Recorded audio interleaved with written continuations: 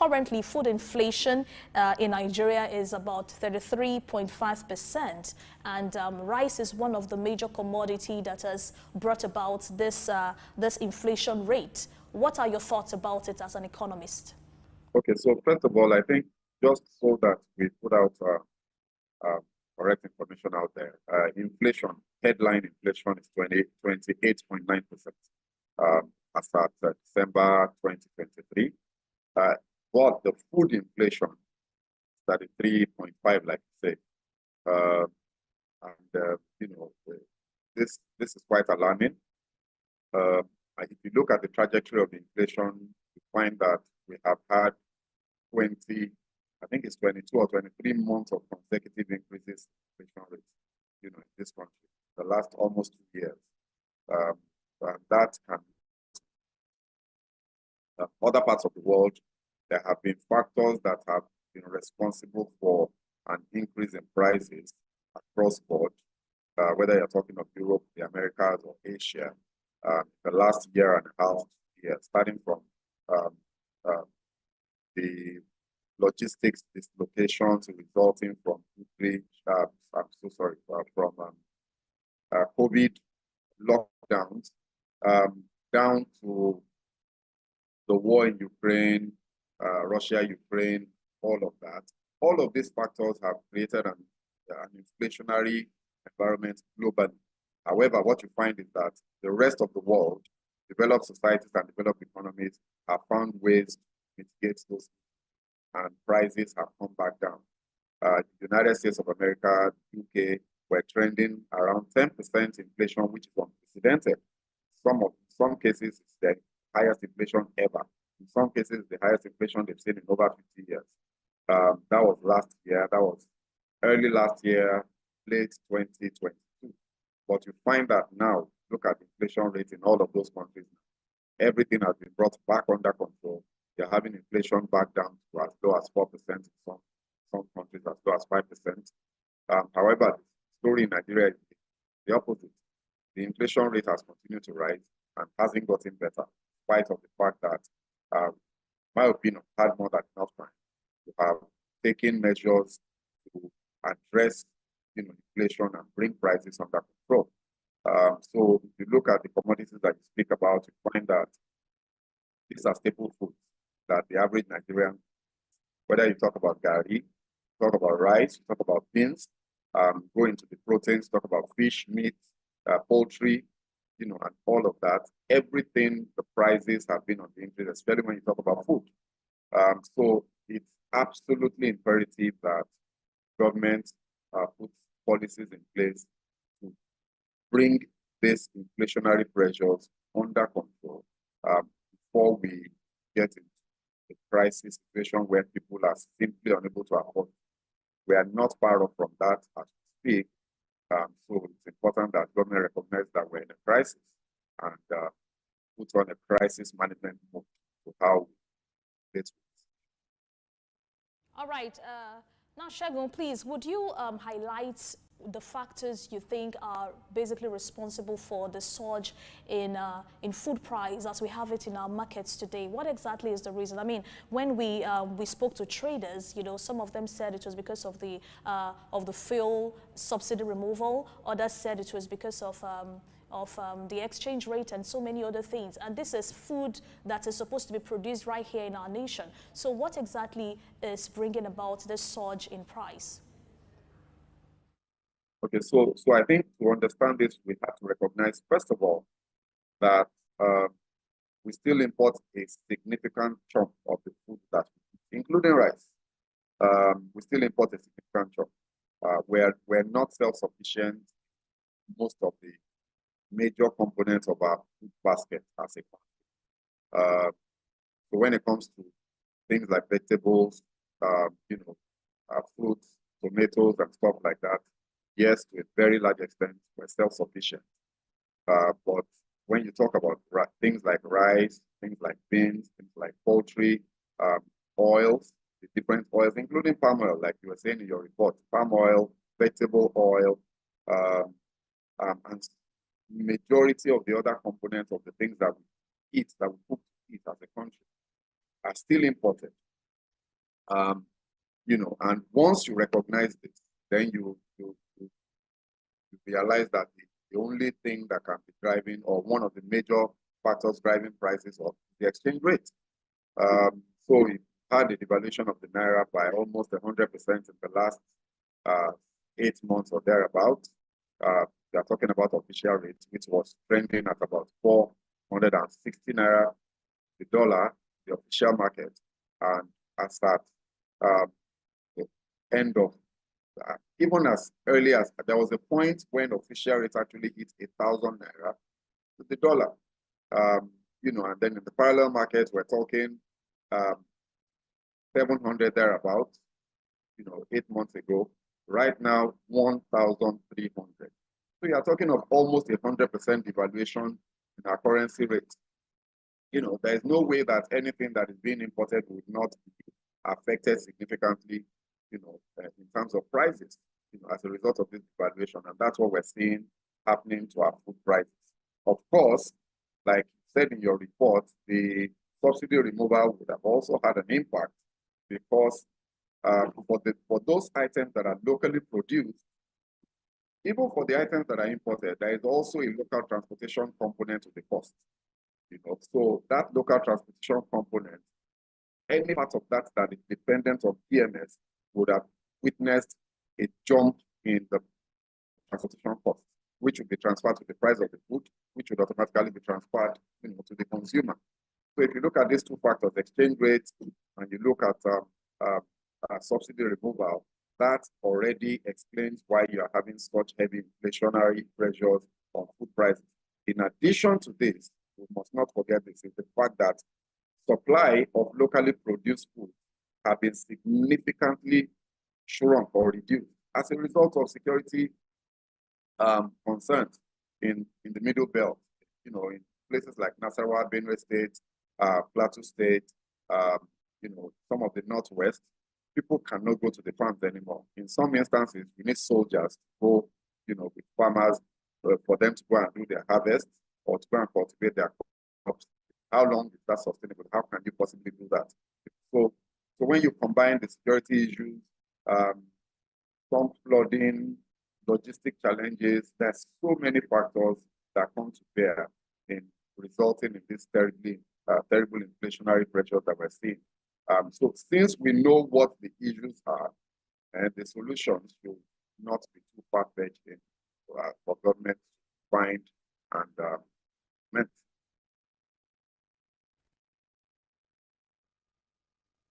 Dry fish, for instance, you know, do you think that there is some level of challenge with our agricultural sector with regards to storage? Because one of the traders of fish in the market we went to, she stated the fact that that the season, that the weather condition is one of the reasons why they don't have enough fish in the market, and that was disturbing for me. What do you have to say about that? I mean, in the agricultural sector, I think that we have 3 problems. Storage is one of them, and it's a significant problem. You hear from farmers, depending on the kind of products that you're talking about, you hear that farmers are losing, in some instances, as much as 80% of the value of the harvested crops.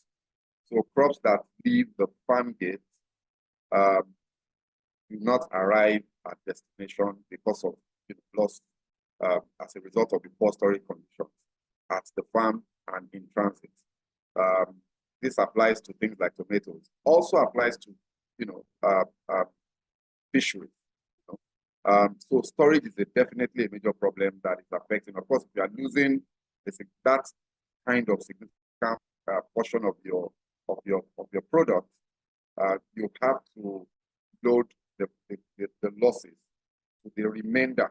So if you've lost 80% of your crops, then the 20% will have to carry the cost of the 80% that you lost, and therefore prices are naturally high. So that's one factor. The other factor, there are 2 other factors that also need to be spoken about, and it's processing capacity, 1, and mechanization, 2. Right now, about 70 to 80% of our agricultural output as a country is is dependent on smallholder farmers that are farming, on the small scale, using hoes and cutlasses to cultivate their crops.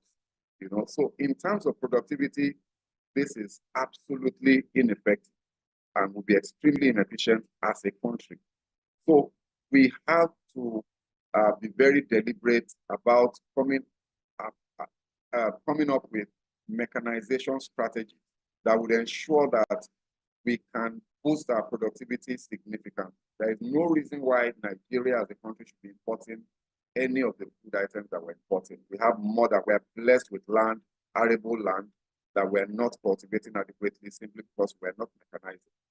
So if you add mechanization, which is affecting output, which therefore affects supply, and then add processing capacity, which also affects output to a certain degree, then put on top of that the lack of adequate storage, then you find that the agricultural sector is underperforming significantly. It's underperforming its potential, and therefore it's not able to meet the consumption demands of the country. And that's why we have to import as much as we do, and that's why our food prices are dependent on exchange rate. It shouldn't be importing at all. So plenty of things for the government to think about in terms of things to find solutions to. You just mentioned the government, so that brings me to my next question. What do you think the government can actually do, like immediately? Because these traders are complaining, the consumers are complaining, Nigerians generally are complaining about the surge in price of food in our nation currently. Now, what exactly can be done immediately to bring about the reduced, rate of prices of food currently? Well, look, we've taken subsidies out of petroleum products, and the understanding is that may be saving the country anything between 3 trillion to 5 trillion naira per annum. I think as a matter of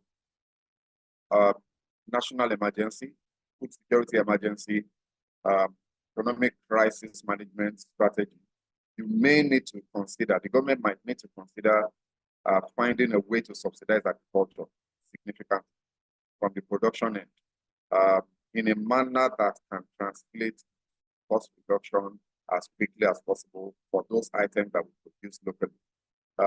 We did the transportation, bearing in mind that transportation costs are a significant proportion of food prices. In some instances, transportation costs account for 60% of the price at the market of the food item. Perhaps the government could consider subsidizing transportation of farm produce to the marketplaces, to the consumers.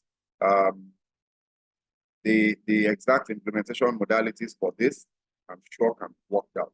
But a lot of these transporters, they've got associations, they organize themselves, so it shouldn't be too difficult to put them together and find a way to pass some sort of funding across to them to reduce the cost of getting goods to the market. This would have an immediate, dramatic and immediate impact on prices.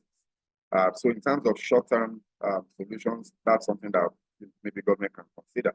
In terms of medium-term solutions, for those items that are imported, clearly the government must manage our exchange rates better. We need to find a way to bring the value of the naira up against the dollar. Having naira trade at 1,330 naira as yesterday, day before yesterday, against the dollar is completely unacceptable and sustainable.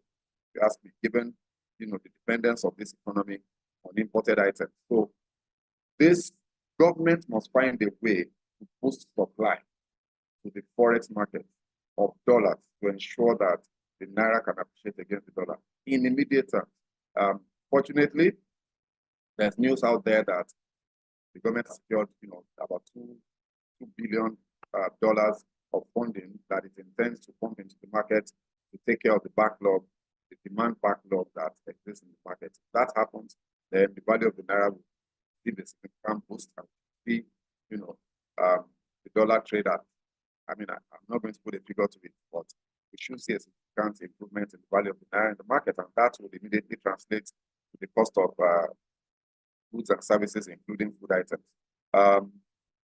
So there are a couple of other things that can be done, but those are more of long-term things. Talking about mechanization, talking about improving processing capacity, attracting funding into the agricultural sector to improve our productivity and output in that sector, funding in terms of private sector investment. So, but these things are things that will take time, and that will not have an immediate impact and bearing on the price of food in the market today.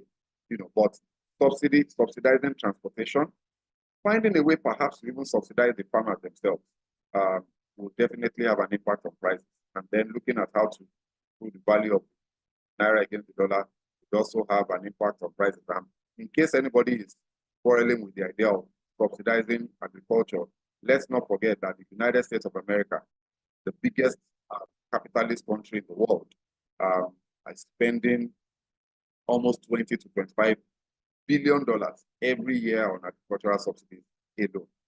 So if the most capitalist country in the world is subsidizing its own agriculture, what's our excuse and argument against subsidies in that sector? Taking the subsidies out of petroleum products and refined petroleum products, then perhaps we can channel some of the savings to making sure that people can buy food at an affordable price and people don't die of the country.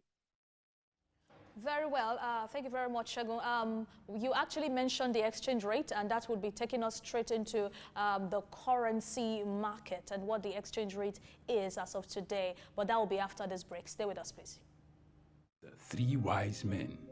Iconic sculptures and statues adorn major metropolitan cities of the world.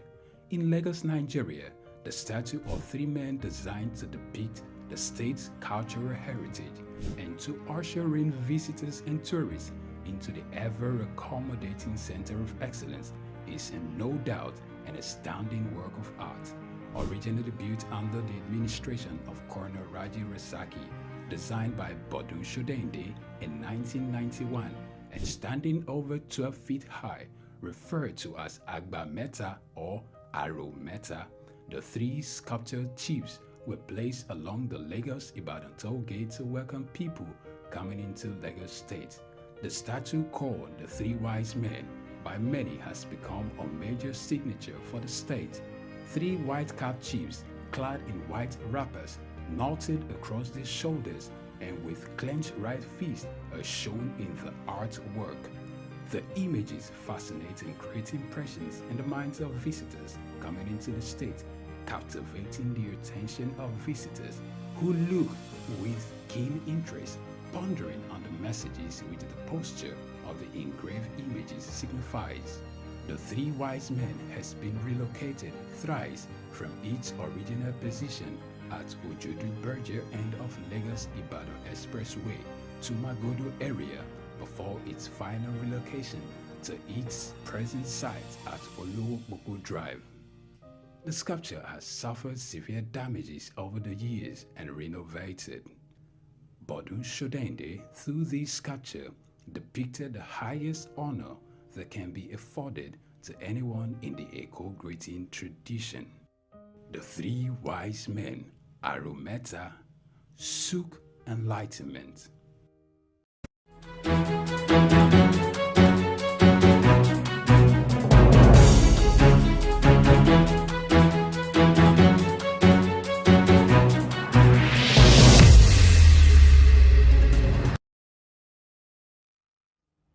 Welcome back. You're still watching Market Insight, and we'll be moving straight to the exchange rates for today. What exactly are the rates for today? And today is, of course, the 18th day of January 2024. And today, the dollar is buying at 890.044 naira and selling at 891 naira.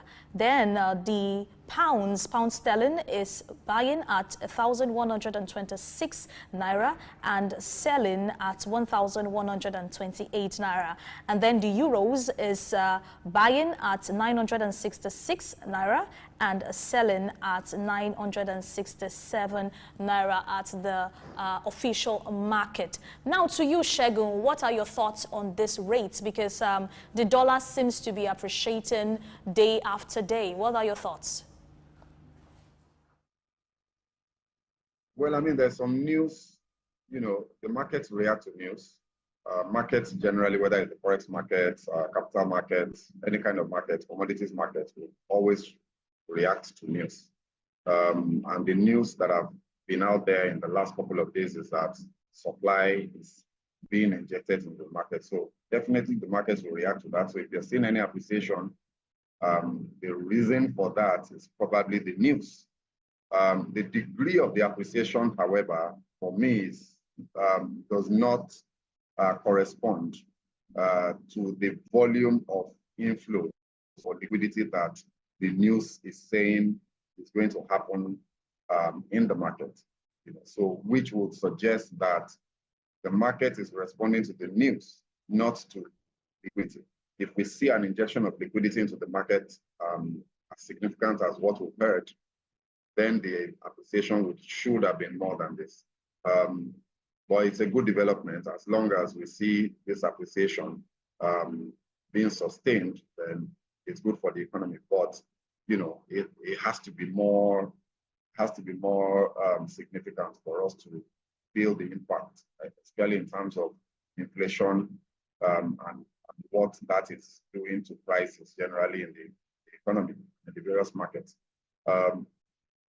So if you do a chart similar to what you've just done, what you've done is you've done a chart for the official rates. You do a chart for the parallel market rates, then you find that the picture would also show an appreciation, but may not be quite as encouraging because of just the absolute value of naira to the dollar that is currently trending in the parallel markets. Not forgetting that the majority of transactions and trade that happens in this country that depends on foreign exchange happens in the parallel markets. So what's happening in the parallel markets is absolutely impactful and significant to the inflation conversation and the general economy of the country. But overall, the positive development, we hope that there will be more of the same, more of positive news and more of liquidity being injected into the market. Then we'll see what happens to the value of the naira over the next couple of months. Very well, Segun. Now, as an economist, what would you say the government can do? What are the measures they can put in place to ensure that we have more availability of dollar in the official markets to at least make more people come into the official market instead of going to the parallel market,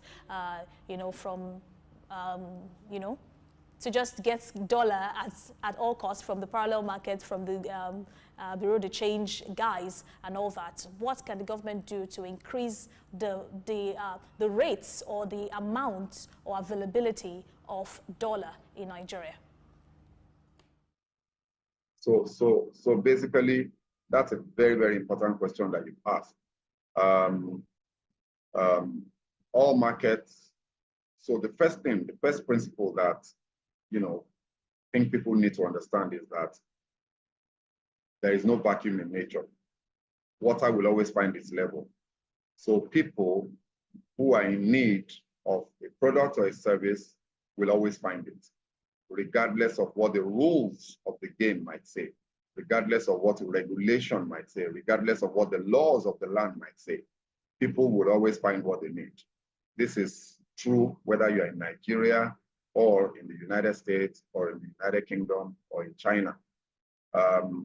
Now, why is this important? The reason that the parallel market exists at all in the first place is because trading in the official market is difficult. It's onerous. The conditions that you need to fulfill to participate in official markets in Nigeria in the official foreign exchange market, in this case in Nigeria, are very difficult for majority of the players in the economy. I think people need to understand, for example, that the parallel market is an aberration. It's something that should not happen if things are right in the official market. So if you go to South Africa, just South Africa in Africa here, there is nothing like a parallel market. And this is true for most developed economies. There is only one source of getting hard currency, and that's banks and authorized dealers. So if you go to the UK, you go to the United States, the banks have shops, on the high streets, and you just walk in, present your passport or your identification, and you buy what you need to buy with filling very, very minimal forms. In Nigeria, for you to access dollars from a bank, the number of documents that you are required to provide are simply difficult to get. Let me give you a simple example. If you want to pay school fees, so your child is, in the United States or any other foreign country, and you need to pay school fees, or somebody is going abroad for medical tourism, you can't just walk into a bank and present, say, an invoice from the school and then get your dollars. No, you would have to provide the admission letter, you would have to provide the invoice, you would have to provide evidence that the person that you are sending the money to is staying there legally. You would have to provide on your own side some sort of identification of yourself. The list of documentation that you need to provide to access the official market in Nigeria is long. You attach that to a Form A, and then you get the dollars after some time. Sometimes you don't even have the dollars available in the banks. So if I go to the bank and I have to fill all these forms, it takes me 2 hours to finish my transaction, and at the end of the day, I still wait for 2 months before I get, the funds that I require. Obviously, I will go to the parallel market. Obviously, a parallel market will be created for me because I have a problem and it must be solved. So even if the parallel market doesn't exist, people will put it together and will find a solution to the problem. So one of the first things that the government has to do, I have been saying this for as long as I can remember, and I will continue to say to us as long as this problem is not fixed, is that we need to relax our exchange control regulations. We need to relax the number of forms that people need to fill to access foreign exchange. We need to relax the number of documents they need to provide before they can access foreign exchange. If we don't do this, then people that have the dollars will not take them to the bank. So you need to relax your exchange controls to attract liquidity into the official market. And then people that require the liquidity or people that require the hard currency will not need to go to the parallel market. That's a very, very significant and critical first step. There are a couple of other things that we could do in terms of trying to attract more liquidity into the official market. Imagine that remittances, diaspora remittances that come into the country trend around $20 billion every year. Sometimes it's 17 billion, sometimes it's 18 billion. In some years it's 25 billion, in some years it's 23 billion. So if you do an average, you're talking about $20 billion every year. That is about equivalent to our oil revenues per annum. The revenues that the government earns from selling crude oil is about the same volume as what Nigerians in the diaspora send home. Unfortunately, a significant chunk of these diaspora remittances do not pass through the official market. So again, the government needs to find incentives to ensure that people can bring their monies home through the official markets, through Nigerian banks. Free up the system, make the infrastructure and the platforms and the payment systems more efficient. Remove strenuous and stringent regulatory requirements, documentation requirements, and all of that. Let it be that I can, from the comfort of my house in New York or in London or in Tokyo, at the click of a button on an application on my laptop or my phone, send money to the people I want to send money to at home, and they can receive it in their bank accounts. if we do that, then you see a significant jump in supply into the market. What you have today is that people find ways of sending monies home outside of the banking system, outside of the official institutions. So the money is coming into the country, but the markets are unable to benefit from it. So the money eventually finds its way into the parallel market. So that's another thing that we can do. And of course, you then talk about these measures can be short to medium term in terms of implementation. This is a policy issue. So you deploy that policy today, for example, within 3 months, you will see the impact in the economy. For the more long-term issues, then you have to start talking about attracting investment, foreign direct investment, and then boosting our export capacity, and therefore the income that we can, the foreign revenues that we can generate from non-oil exports. But these are obviously more long-term issues. In the short term, change your regulations, attract remittances, diaspora remittances into the market, make it easier for people to access dollars, from official markets, and you will see that supply will improve and the value of the naira will also be positively affected. So the solution to this issue is not only export. People talk about the fact that we don't export enough, we don't have a productive base, and that's why our currency is not doing well against foreign currencies. But this is not entirely true. There are other sources of inflows into the market that we can use smart regulations to attract and boost the value of our currency. All right, very well, Segun. Thank you very much for that. Now we go straight to the stock market report, and right here on the top gainer list we have Transcorp, FTN Cocoa, Berger, Nascon, and Dance Sugar, Honeywell, and these are part of the top gainers for Monday. And the top losers include Sealizin, Chalaram, Mansard, UCAP, Custodian Insurance, and UACN. These are at the bottom of the list. They are the top losers for Monday.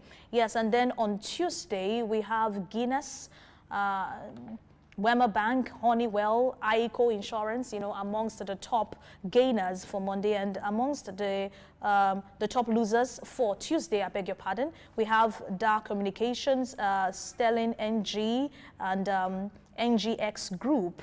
Then for Wednesday, we have DAR Communications now, topping the list, amongst the top gainers on this list. That's for Wednesday, and we have PZ and Mansard and Tantalizers and Sovereign and Cadbury, Jay's Bank, Wema Bank, all at the top of the list. They are the top gainers for Wednesday, and the top losers include NGX Group, GTCO, and UCAP, and Champions and Custodian, Julius Berger, and some others are amongst the top losers for Wednesday. And then on Thursday, we have NEM Insurance, Unity Bank, Etana, and Conoil, PZ, May and Baker, all at the top for Thursday. Yes, so they are the top gainers. And for the top losers, we have Prestige, Conest, Regalins, and other companies basically at the bottom. But there is something instructive in this whole stock market report. For the week, we see that some of them who were top losers in a particular day became top gainers on the next day. That's talking about